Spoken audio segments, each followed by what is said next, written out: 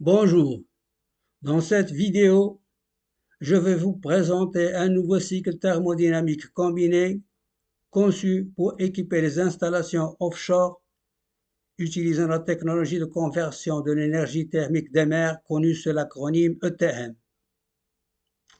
Ce cycle combiné est une nouveauté qui a été validée par l'OMPI, vise à améliorer l'efficacité de la technologie ETM, supprime le besoin de connecter les installations offshore au réseau électrique public et permet d'éviter le problème de pompage d'eau froide pour alimenter les installations côtières, y compris celles situées sur les îles éloignées des sources d'eau froide, ce qui est le cas pour la plus grande majorité des îles.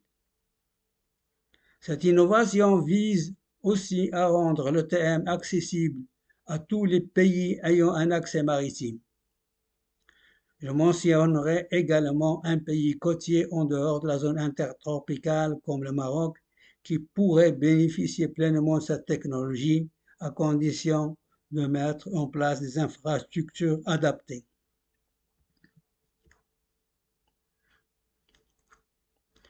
La demande de brevet de ce cycle combiné est désormais disponible sur PatentScope depuis le 31 octobre 2024.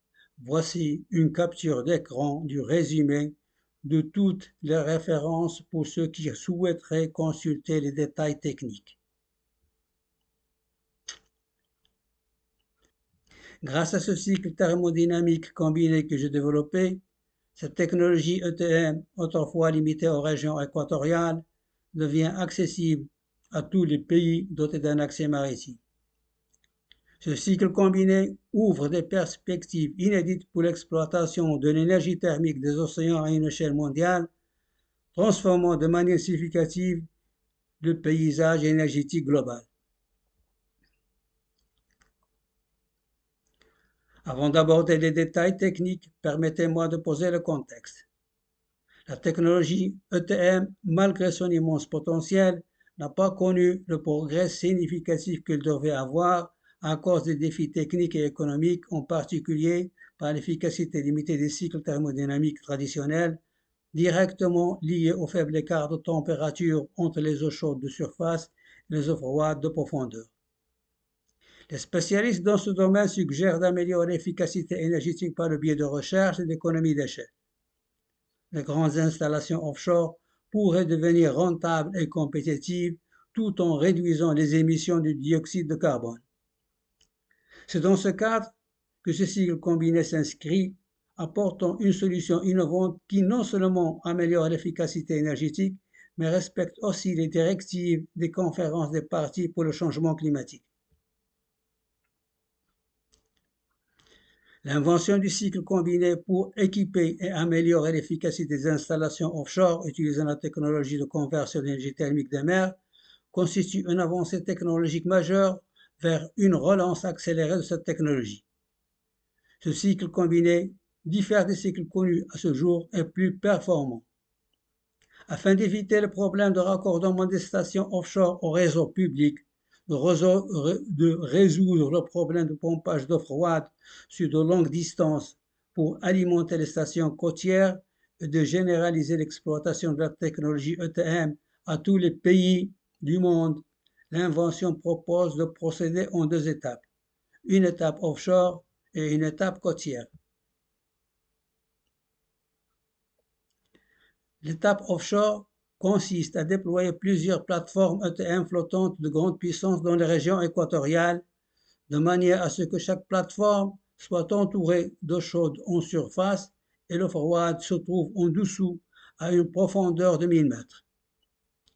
L'approvisionnement en eau froide de chaque plateforme serait assuré par pompage à travers la conduite d'eau froide de diamètre suffisamment large pour limiter les pertes de charge. Chaque plateforme serait équipée des dispositifs nécessaires répondant aux exigences du nouveau cycle thermodynamique développé par cette invention.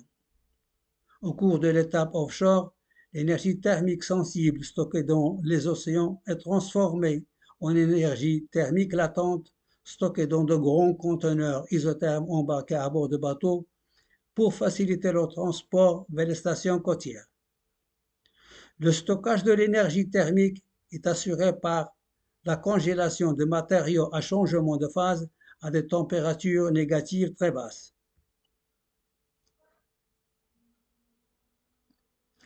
L'étape côtière se déroule dans les stations ETM côtières équipées d'infrastructures pour accueillir les bateaux isothermes.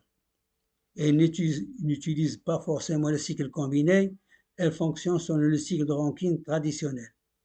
Elle consiste à produire de l'énergie électrique en exploitant l'écart entre la très basse température de fusion du matériau à changement de phase contenu dans le conteneur isotherme embarqué à bord de bateau et la température de l'eau du littoral local. L'étape côtière ne se limite pas à la zone intertropicale. Elle s'applique à tous les pays ayant un accès à la mer. La construction de nos stations côtières capables d'accueillir les bateaux isothermes est cruciale pour pouvoir profiter des nombreux avantages de la technologie ETM. En plus de la production d'électricité, de nombreuses activités parallèles peuvent être développées pour valoriser le froid résiduel, maximisant ainsi l'utilisation des ressources disponibles et créant des opportunités économiques et des emplois. Parmi ces activités, on peut citer le dessalement de l'eau de mer par la méthode de congélation fournissant de l'eau douce de bonne qualité à bas prix. L'utilisation du froid résiduel pour les systèmes de climatisation offre une solution durable pour le refroidissement des bâtiments et des infrastructures. De plus, l'aquaculture, notamment l'élevage de poissons et de fruits de mer, pourrait tirer parti des conditions favorables créées par le TM. Prenons par exemple un pays situé à l'extérieur de la zone intertropicale tel que le Maroc.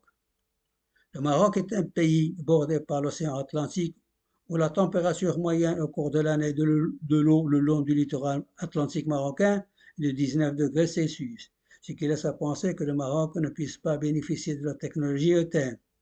Cependant, grâce à l'invention des cycles combinés, le Maroc pourrait tirer profit de cette technologie à condition qu'une infrastructure appropriée soit mise en place, notamment la construction de stations côtières capables de recevoir les bateaux isothermes.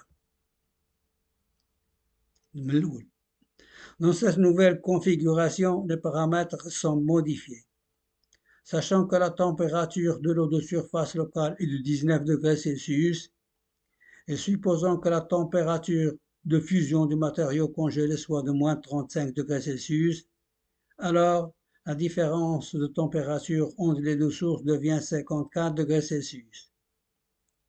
Cette augmentation significative de la différence de température entraînerait une amélioration importante de l'efficacité des installations côtières, la portant à plus de 18%.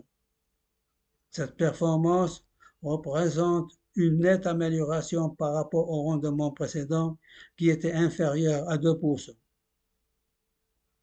Ces résultats suggèrent que plus la température de fusion du matériau congelé est basse, meilleur est le rendement. Ainsi, il est crucial de choisir un matériau ayant une température de congélation négative très basse pour stocker l'énergie thermique sous forme latente. Le cycle combiné que j'ai développé se compose de deux cycles distincts. Un premier cycle représenté en rouge sur le schéma à gauche de l'écran et un deuxième cycle représenté en bleu sur le même schéma. Le premier cycle est le cycle organique de Rankine fermé. Il comprend les équipements suivants numérotés de 1 à 6, reliés entre eux par des conduites formant un circuit fermé.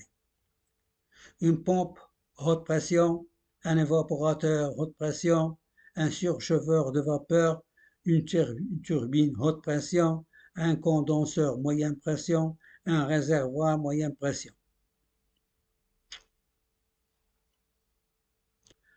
Le cycle Rankine exploite la détente de la vapeur dans la turbine entre la haute pression de l'évaporateur et la moyenne pression du condenseur pour produire de l'énergie électrique.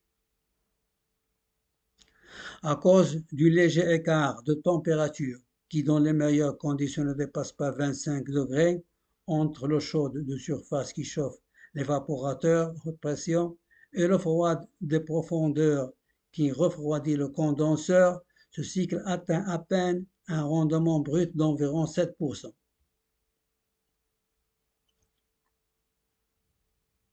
Le deuxième cycle est un cycle flash trilatéral comprenant dans l'ordre les équipements suivants numérotés de 7 et 12, en plus de réservoirs moyenne pression reliés entre eux par des conduites formant un circuit fermé. Un détendeur diphasique, un évaporateur basse pression monté à bord d'un bateau isotherme, un surchauffeur de vapeur basse pression, un compresseur, un désurchauffeur, un condenseur moyenne pression et un réservoir moyenne pression contenant le fluide de travail. Ce cycle utilise la détente flash du fluide de travail à l'état de liquide saturé ou un mélange liquide-vapeur dont le détendeur diphasique entre la pression de saturation du réservoir moyenne pression et la pression de l'évaporateur basse pression pour produire de l'énergie électrique.